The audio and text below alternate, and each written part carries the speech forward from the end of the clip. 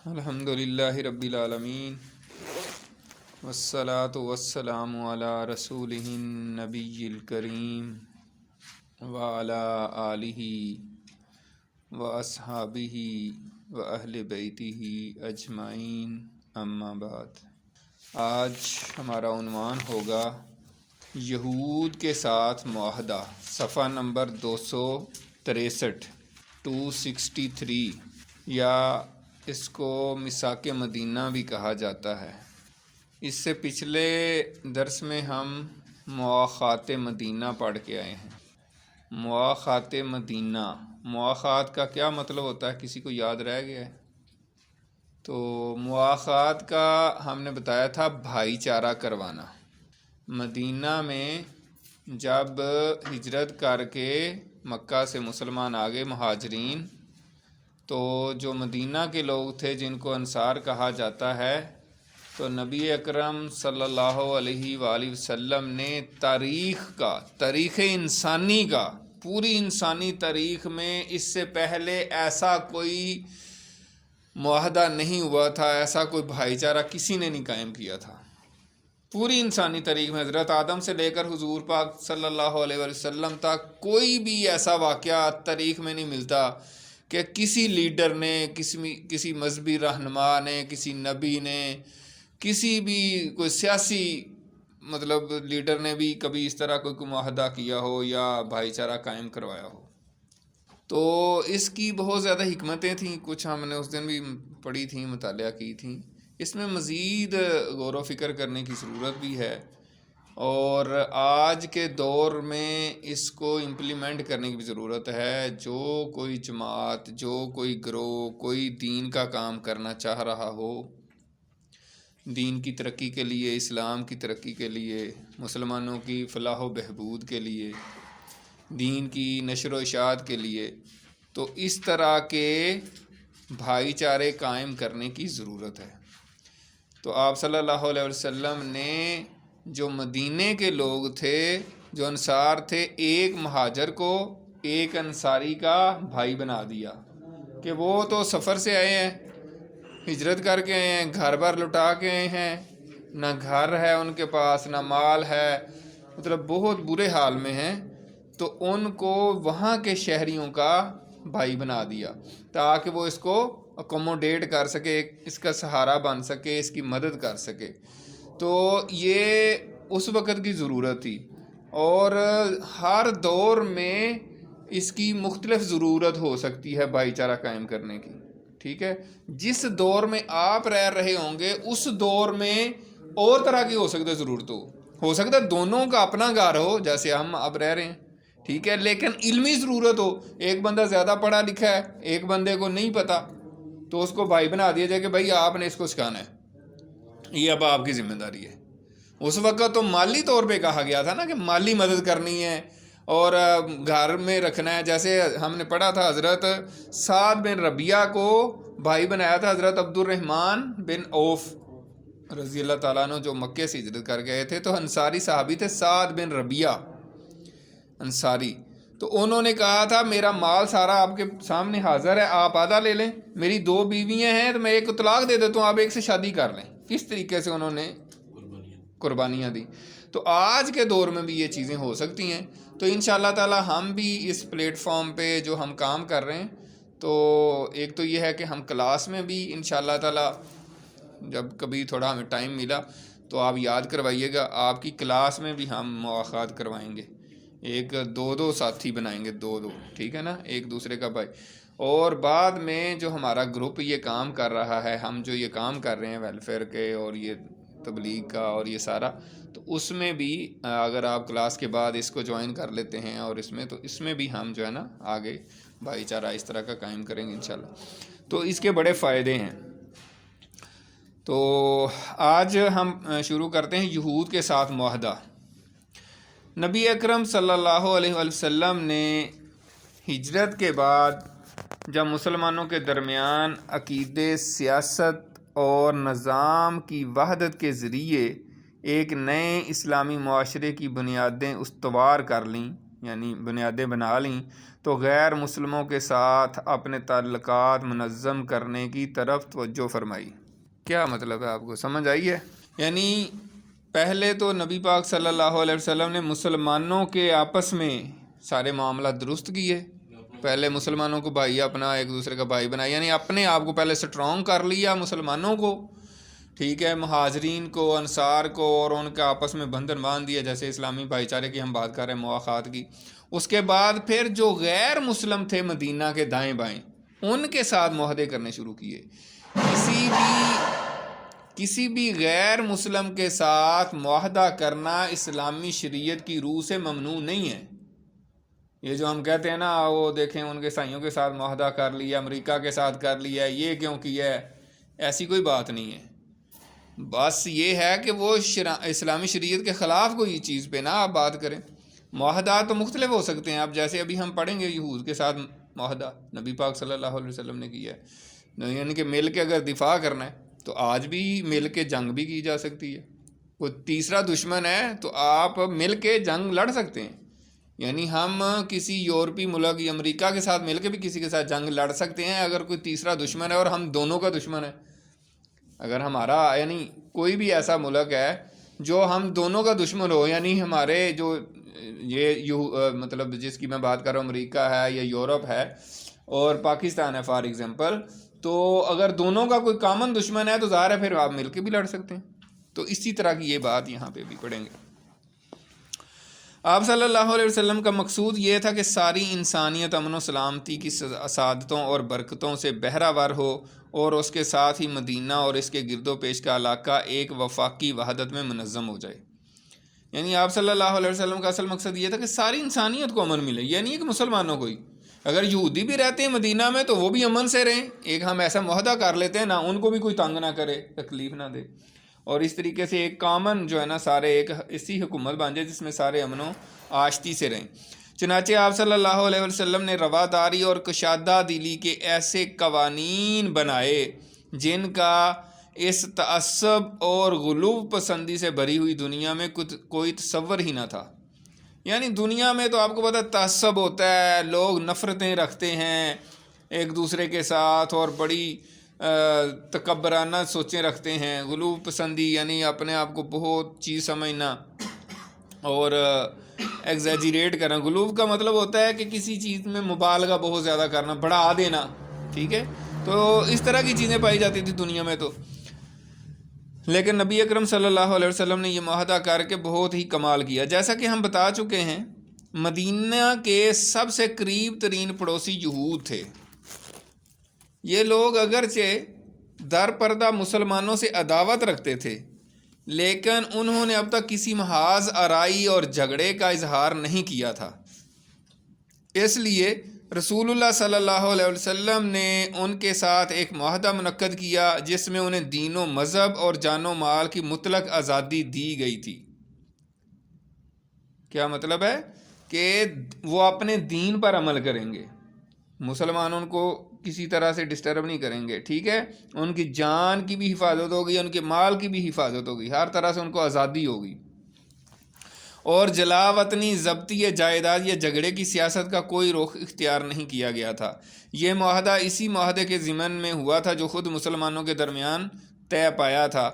اس کی اہم دفعات یہ ہیں، یعنی یہودیوں کے ساتھ جو معاہدہ ہوا تھا اس کی اب دفعات جو ہیں، اس کی شقیں جو ہیں، اس کے جو پوائنٹس ہیں وہ یہ بیان کیے ہیں، ٹھیک ہے۔ بنو اوف یعنی مدینہ کے یہود مسلمانوں کے ساتھ مل کر ایک ہی امت ہوں گے، پہلا پوائنٹ یہ ہے۔ یہود اپنے دین پر عمل کریں گے اور مسلمان اپنے دین پر، خود ان کا بھی یہی حق ہوگا اور ان کے غلاموں اور متعلقین کا بھی، ٹھیک ہے نا، یہودیوں کو بھی وہی حق حاصل ہوگا اور ان کے جو غلام ہوں گے ان کو بھی وہی حقوق حاصل ہوں گے، اور بنو اوف کے علاوہ دوسرے یہود کے بھی یہی حقوق ہوں گے۔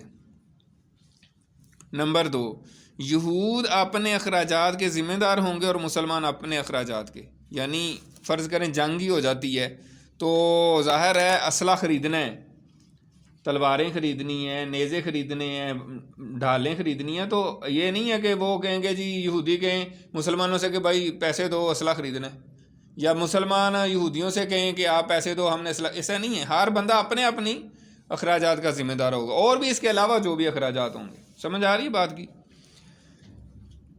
نمبر 3 جو بڑا اہم ہے، اس کو ہائی لائٹ کر لیں، اور جو طاقت اس معاہدے کے کسی فریق سے جنگ کرے گی سب اس کے خلاف آپس میں تعاون کریں گے۔ یہ بڑا اہم نقطہ ہے، یعنی یہودیوں اور مسلمانوں کے درمیان معاہدہ ہو رہا ہے، اور معاہدے میں یہ لکھا جا رہا ہے کہ دونوں فریقوں میں سے کسی کے خلاف بھی کسی نے جنگ کی تو یہ ایک دوسرے کے ساتھ کیا کریں گے؟ تعاون کریں گے، ایک دوسرے کو سپورٹ کریں گے۔ ٹھیک ہے، اب یہ اچھی طرح اس کو سمجھ لیں اور ہائی لائٹ کر لیں، یہ آگے بہت کام آئے گا۔ نمبر 4، اور اس معاہدے کے شرکاء کے باہمی تعلقات خیر خواہی، خیر اندیشی اور فائدہ رسانی کی بنیاد پر ہوں گے، گناہ پر نہیں، یعنی ایک دوسرے کی خیر خواہی کرنی ہے۔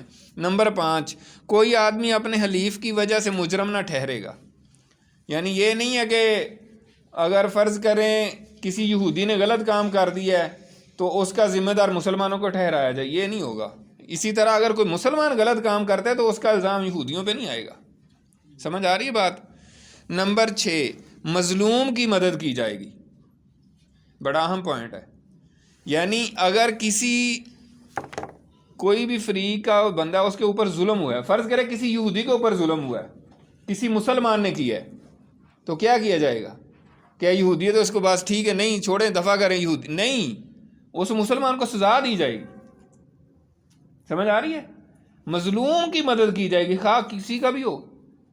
مظلوم کا مطلب کیا ہوتا ہے؟ جس کے اوپر ظلم کیا گیا ہے، ٹھیک ہے نا؟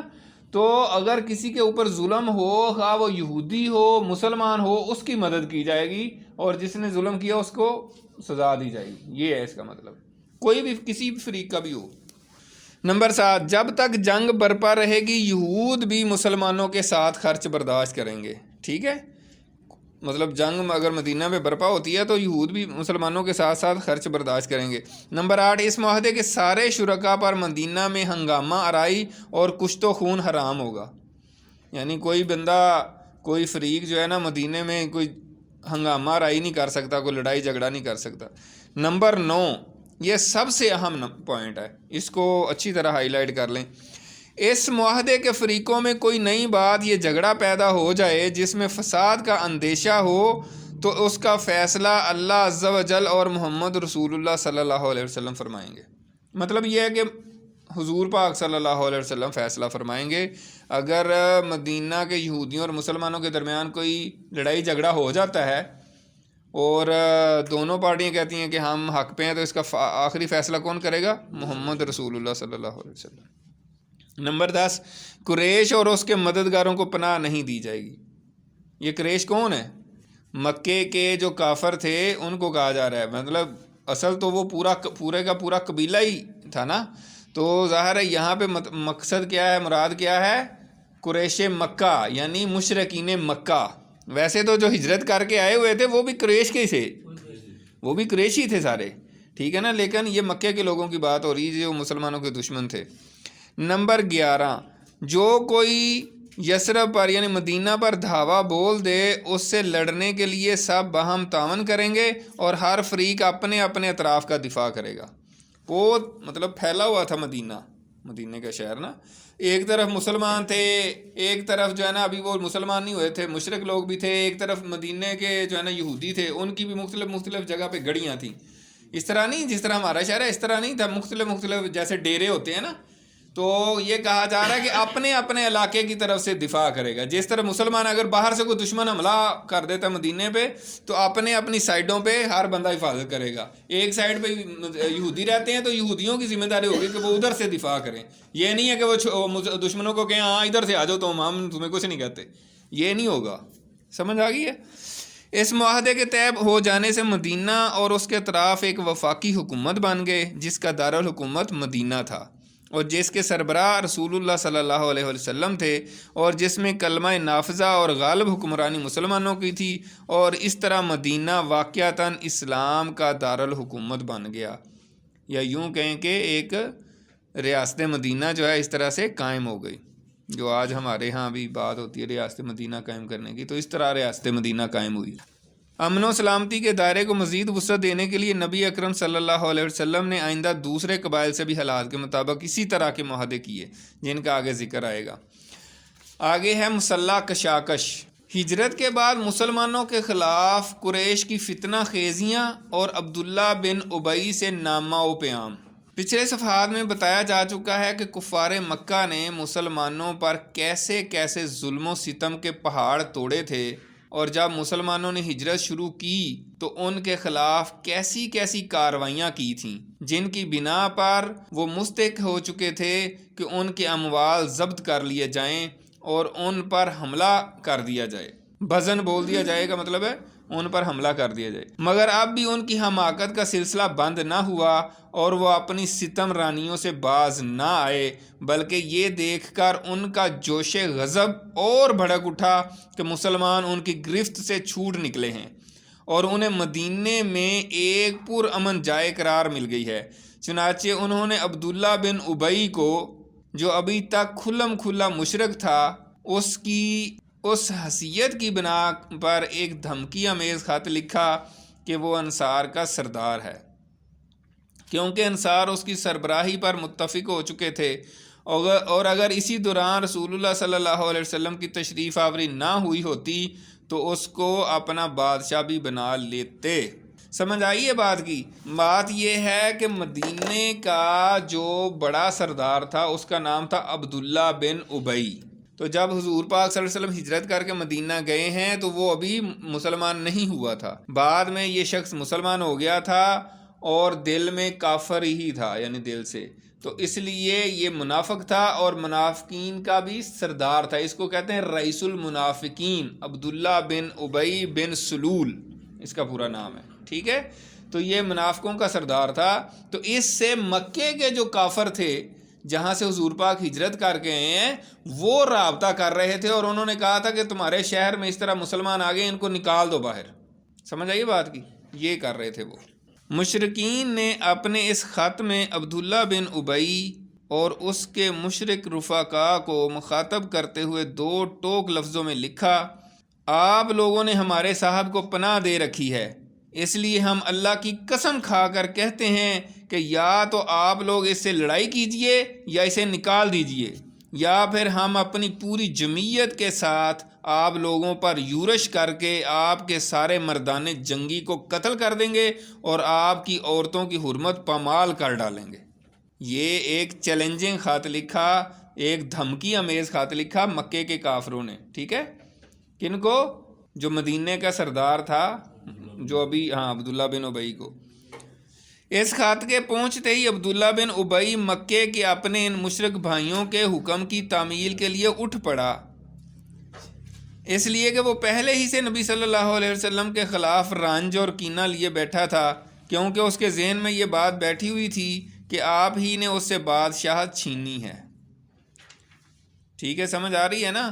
کہ حضور پاک اگر نہ آتے مدینہ میں تو انصار جو تھے، اوس اور خزرج کے جو قبائل تھے، وہ اس کو اپنا بادشاہ بنانے لگے تھے، لیکن حضور پاک آئے، لوگ مسلمان ہو گئے اور سارے لوگ حضور پاک صلی اللہ علیہ وسلم کی طرف کٹھے ہو گئے، تو اب اس کو کس نے بادشاہ بنانا تھا؟ تو اس کو اس بات پہ غصہ تھا اور اندر ہی اندر جل رہا تھا، وہ حسد تھا اس کو کہ یار یہ میری ساری گیم بنائی انہوں نے بگاڑ دیے۔ سمجھ آ رہی ہے؟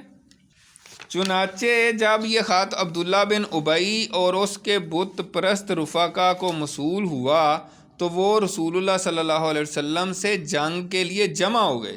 انہوں نے کہا ٹھیک ہے، ہم ان سے جنگ کرتے ہیں اور ان کو نکال دیتے ہیں۔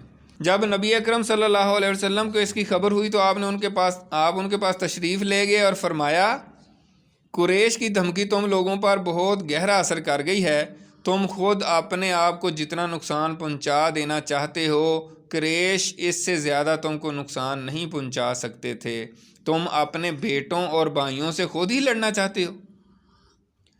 نبی اکرم صلی اللہ علیہ وسلم کی یہ بات سن کر وہ لوگ بکھر گئے، یعنی پھر لڑائی سے باز آ گئے۔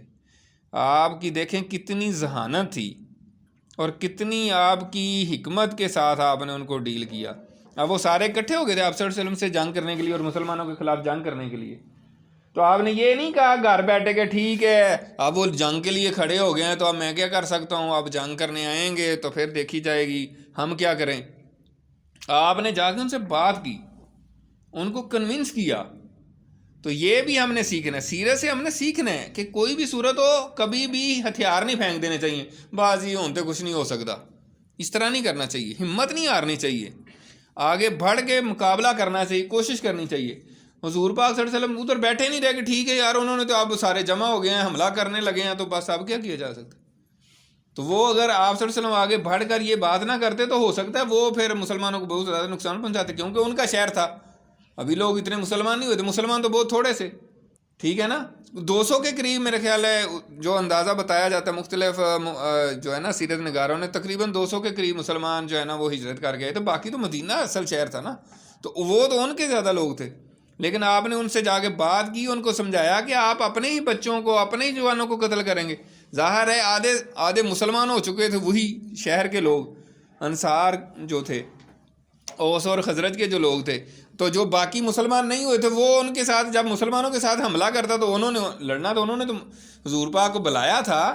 یہ ہم پیچھے پڑھ رہے ہیں نا بیعت عقبہ اول اور بیعت عقبہ ثانی، جس میں انہوں نے حضور پاک کو بڑی یعنی کہ تسلیاں دی تھیں، یقین دلایا تھا کہ ہم آپ کی ہر طرح سے حفاظت کریں گے، اپنے بچوں سے بھی بڑھ کر. تو اب ایسا تو نہیں ہو سکتا تھا کہ جناب وہ حملہ کریں اور وہ آپ کی مدد ہی نہ کریں جو مسلمان ہو چکے ہیں لوگ. کیونکہ عرب کی ایک خصوصیت تھی، عربوں کی ان کے اندر خامیاں جتنی بھی تھی، جس کو زبان دے دیتے تھے خواہ گردن کاٹ جائے اپنی زبان سے نہیں پھرتے تھے. یہ نہیں ہو سکتا تھا کہ اپنی زبان سے پھر جائیں وہ تو اس وجہ سے حضور پاک نے جب ان کو سمجھایا نا کہ اس طرح تو تم اپنے ہی اولادوں کو، اپنے ہی لوگوں کو مارو گے، تو پھر وہ باز آ گئے.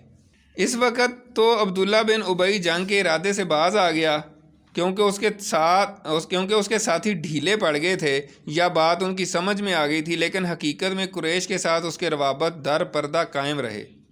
یعنی اس وقت جنگ تو نہیں کی، لیکن کافر جو تھے، مکے کے کافر جو تھے، ان کے ساتھ اس کا رابطہ رہا، کیونکہ مسلمان اور مشرکین کے درمیان شر و فساد کا کوئی موقع وہ ہاتھ سے جانے نہ دینا چاہتا تھا. پھر اس نے اپنے ساتھ یہود کو بھی ملا رکھا تھا تاکہ اس معاملے میں ان سے بھی مدد حاصل کرے. یہ تو نبی اکرم صلی اللہ علیہ وسلم کی حکمت تھی جو رہ رہ کر شر و فساد کی بھڑکنے والی آگ کو بجھا دیا کرتی تھی. یعنی نبی اکرم صلی اللہ علیہ وسلم کو اللہ تعالیٰ نے اتنی عقل، اتنی سمجھ، اتنی بصیرت، اتنی حکمت عطا فرمائی تھی کہ وہ اس طرح کے جو فتنے پیدا کرتے تھے اور مسلمانوں کے اندر لڑائی کروانا چاہتے تھے، آپ جو ہے نا اس کو بجھا دیا کرتے تھے.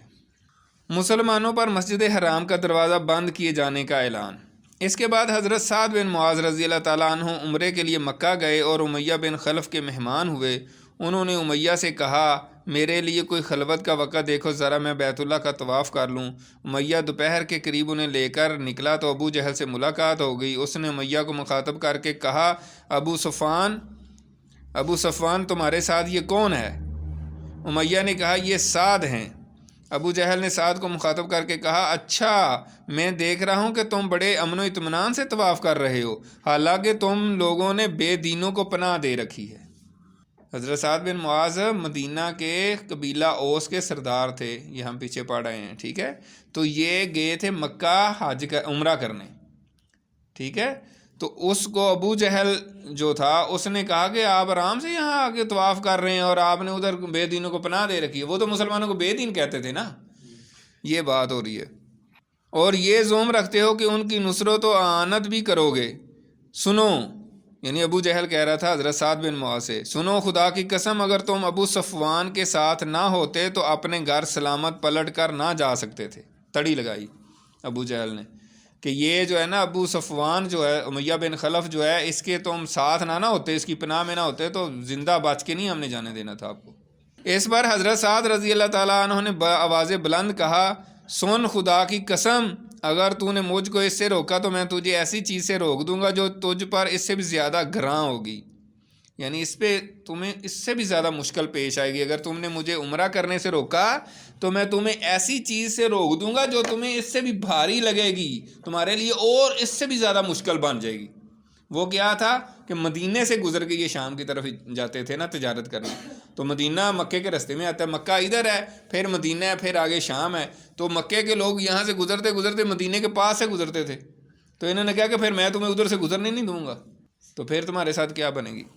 مہاجرین کو قریش کی دھمکی. پھر قریش نے مسلمانوں کو کہلا بھیجا تو مغرور نہ ہونا کہ مکہ سے صاف بچ کر نکل آئے، ہم یثرب ہی پہنچ کر تمہارا ستیہ ناش کر دیتے ہیں۔ یعنی جو کفار مکہ تھے انہوں نے بعد میں پیغام بھیجا ہے مسلمانوں کو جو مدینہ میں جا چکے ہیں، ان کو کہا کہ تم اتنا مغرور نہ ہو، خوش نہ ہو کہ مدینہ ہم پہنچ گئے تو بس ہم ادھر ہی آ کے تمہیں تباہ کر دیں گے۔ اور یہ محض دھمکی نہ تھی، بلکہ رسول اللہ صلی اللہ علیہ وسلم کو اتنے موقع طریقے پر قریش کی چالوں اور برے ارادوں کا علم ہو گیا تھا کہ آپ یا تو رات کو جاگ کر گزارتے تھے یا صحابہ کرام کے پہرے میں سوتے تھے۔ چنانچہ صحیح بخاری و مسلم میں حضرت عائشہ رضی اللہ تعالیٰ عنہ سے مروی ہے کہ مدینہ آنے کے بعد ایک رات رسول اللہ صلی اللہ علیہ وسلم جاگ رہے تھے کہ فرمایا کاش آج رات میرے صحابہ میں سے کوئی صالح آدمی میرے یہاں پہرا دیتا۔ حضور پاک کہہ رہے ہیں کہ کاش آج کوئی میرا پہرا دیتا۔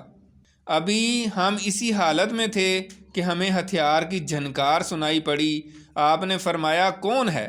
جواب آیا سعد بن ابی وقاص۔ فرمایا کیسے آنا ہوا؟ بولے میرے دل میں آپ کے متعلق خطرے کا اندیشہ ہوا تو میں آپ کے یہاں پہرا دینے آ گیا۔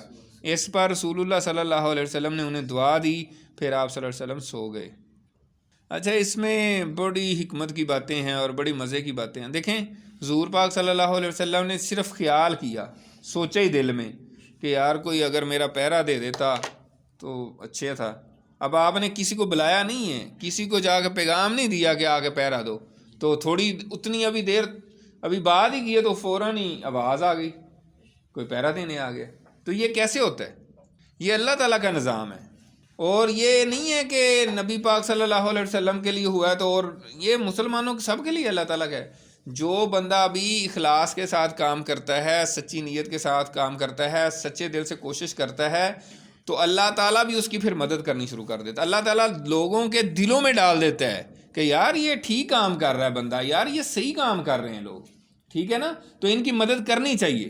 اللہ دلوں میں ڈال دیتا ہے، اور پھر دل خود بخود ہی آتے ہیں کہ یار ہمیں بتائیں کیا کام ہے، مجھے بتائیں، ٹھیک ہے میں آپ کی ہیلپ کر دیتا ہوں، چلیں یہ کام میں کر دیتا ہوں۔ تو یہ اللہ تعالیٰ جتنا اخلاص ہوگا، جتنی سچائی ہوگی، جتنی تڑپ ہوگی، اتنا ہی لوگوں کے دلوں پہ اثر ہوگا، ٹھیک ہے، اتنا ہی دل مائل ہوں گے کہ ہاں یار یہ تو بالکل صحیح باتیں ہیں، سچی باتیں ہیں، اس میں کون سی ایسی بات ہے، ہمیں مدد کرنی چاہیے، ٹھیک ہے نا۔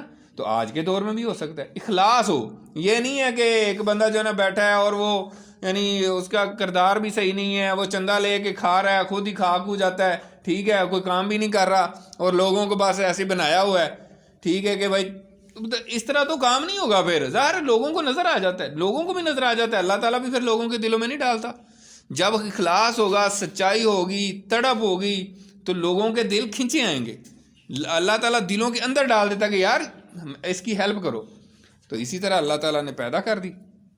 یہ بھی یاد رہے کہ پہرے کا یہ انتظام بعض راتوں کے ساتھ مخصوص نہ تھا بلکہ مسلسل اور دائمی تھا۔ چنانچہ حضرت عائشہ رضی اللہ تعالیٰ عنہا ہی سے مروی ہے کہ رات کو رسول اللہ صلی اللہ علیہ وسلم کے لیے پہرا دیا جاتا تھا، یہاں تک کہ یہ آیت نازل ہوئی واللہ یعصمک من الناس، اللہ آپ کو لوگوں سے محفوظ رکھے گا۔ تب رسول اللہ صلی اللہ علیہ وسلم نے قبے سے سر نکالا، یعنی وہی جو خیمہ ہوتا ہے نا اس میں سے، اور فرمایا لوگوں واپس جاؤ، اللہ عز و جل نے مجھے محفوظ کر دیا ہے۔ یعنی اللہ تعالیٰ نے قرآن مجید میں جب فرما دیا نا واللہ یعصمک من الناس، اس کا ترجمہ یہ ہے کہ اللہ آپ کی لوگوں سے حفاظت کرے گا، خود آپ کو کسی باڈی گارڈ کی ضرورت نہیں ہے، کسی پہرے دار کی ضرورت نہیں ہے۔